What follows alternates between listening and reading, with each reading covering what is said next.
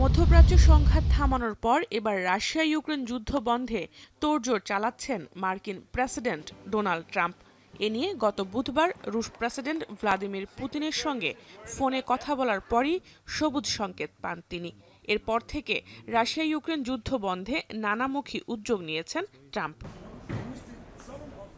আসছে সপ্তাহে এ নিয়ে রাশিয়ার সঙ্গে কথা বলতে সৌদি আরবে যাচ্ছেন যুক্তরাষ্ট্রের বিশেষ এক প্রতিনিধি দল, যেখানে থাকার কথা রয়েছে মার্কিন পররাষ্ট্রমন্ত্রী মার্কো রুবিও, কূটনীতিবিদ কেইথ কেলগ, মধ্যপ্রাচ্য বিষয়ক মার্কিন প্রতিনিধি স্টিভ উইটকফ সহ আরও অনেকে।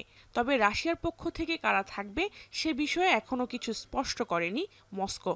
আর এ বৈঠকে সৌদি আরবের যুবরাজ মোহাম্মদ বিন সালমানেরও ভূমিকা থাকবে বলে জানিয়েছেন ট্রাম্প। সৌদি আরবে অনুষ্ঠিত যুক্তরাষ্ট্র ও রাশিয়ার প্রতিনিধি দলের বৈঠকে ইউক্রেনের উপস্থিতি নিয়ে তৈরি হয়েছে ধোঁয়াশা।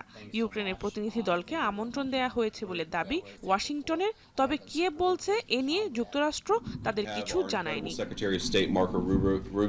সৌদি আরবে এই বৈঠকের পর রিয়াদে ট্রাম্প পুতিনের সরাসরি আলোচনা হতে পারে বলে ইঙ্গিত দিয়েছে যুক্তরাষ্ট্র, যেখান থেকে আসতে পারে চূড়ান্ত সিদ্ধান্ত।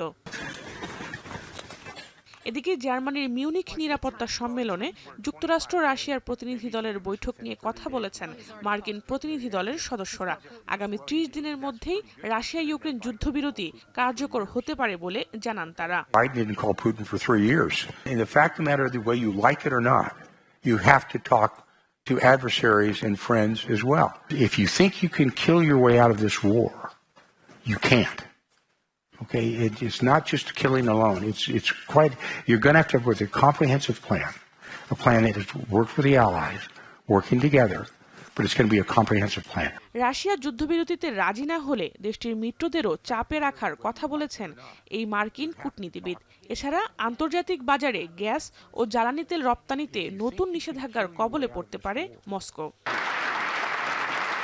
যুক্তরাষ্ট্র যখন ব্যস্ত ইউক্রেন ইস্যুতে পুতিনকে বশে আনতে, তখন ফ্রান্সের প্যারিসে জরুরি বৈঠক ডেকেছে ইউরোপীয় ইউনিয়নের নেতারা। ইউক্রেন নিয়ে পরবর্তী পরিকল্পনার রূপরেখা সাজাতেই তাদের এই বৈঠক, যেখানে উপস্থিত থাকার কথা রয়েছে ইউক্রেনীয় প্রেসিডেন্ট ভলোদিমির জেলেনস্কির। এদিকে যুদ্ধ বন্ধের দাবিতে জার্মানির মিউনিখে বিক্ষোভ করেছেন কয়েক হাজার মানুষ। ইউরোপীয় ইউনিয়নে দ্রুত শান্তি ফেরানোর তাগিদ তাদের। জাহানারা ভুঁইয়া, এখন বিশ্ব। শাইনি চুলে এখন হবে সব হেয়ারস্টাইল। সিল্কোর দ্বিগুণ শাইনি চুল প্রতিদিন।